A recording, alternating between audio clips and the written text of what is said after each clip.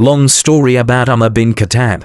Before he was known as the second Caliph of Islam, Umar ibn al-Khattab was one of the fiercest opponents of the Prophet Muhammad, peace be upon him. Born around 584 CE in Mecca, he belonged to the respected Quraysh tribe. Known for his strength, courage, and powerful presence, Umar was feared.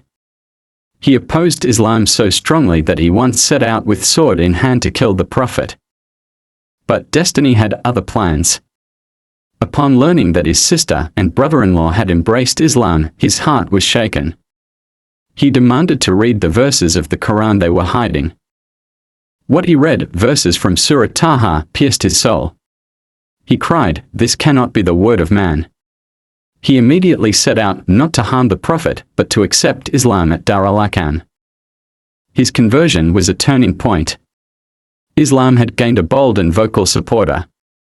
From that moment, Umar no longer feared anyone but Allah. With Umar's conversion, Muslims no longer prayed in secret. He marched with them to the Kaaba, challenging anyone who dared to stop them. His fearlessness earned him the title Al-Faruq, the one who distinguishes truth from falsehood. In the Prophet's lifetime, Umar became one of his closest companions and advisors. His judgment, intellect, and strength were unmatched. During battles and critical decisions, the Prophet often sought his counsel. Some verses of the Quran were revealed in agreement with Umar's opinions, showing the depth of his insight. When the Prophet passed away, Umar was devastated. In disbelief, he threatened anyone who said Muhammad had died. It was only when Abu Bakr reminded him of the Quranic verse, "Muhammad is but a messenger," that he accepted the truth and wept. After the death of Abu Bakr, Umar became the second caliph in 634 CE. His reign, lasting 10 years, would transform the Muslim world forever. Under his leadership, Islam spread rapidly, reaching Persia, the Levant, and Egypt. Cities like Damascus, Jerusalem, and Alexandria fell not through chaos, but through just governance. Umar introduced revolutionary reforms, the public treasury, Bayt al-Mal, salaries for soldiers, administrative divisions of the empire, census and record-keeping, welfare for the poor, widows, and children. He often disguised himself at night to check on the people. One famous incident involved him carrying flour on his back to feed a starving family, refusing to let others help, saying, "Will you carry my sins on the day of judgment?" Though he ruled a vast empire, Umar lived like the poorest among his people. His clothes were simple, his meals plain. He feared Allah deeply and often cried while praying.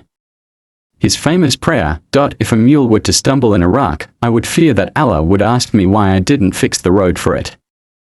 Even non-Muslims respected him.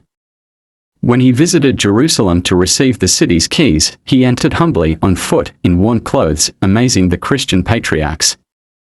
His justice became legendary. No one was above the law, not even his own son. He once punished his governor for beating a non-Muslim unfairly. Umar proved that true leadership is not about power, but accountability before God and compassion for people. In 644 CE, while leading the Fajr prayer in Medina, Umar was attacked by a Persian slave named Abu Lulu. The wounds proved fatal.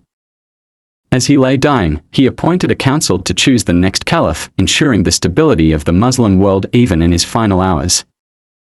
He was buried beside the Prophet Muhammad and Abu Bakr in the chamber of Aisha, an honor reserved for the most beloved. Umar ibn al-Khattab left behind a legacy of justice, humility, and reform. His leadership model continues to inspire rulers, scholars, and reformers to this day. He was not a king, yet he ruled an empire. Not a prophet, yet he followed them with unmatched loyalty. Umar's name stands as a monument to what righteous leadership looks like in action.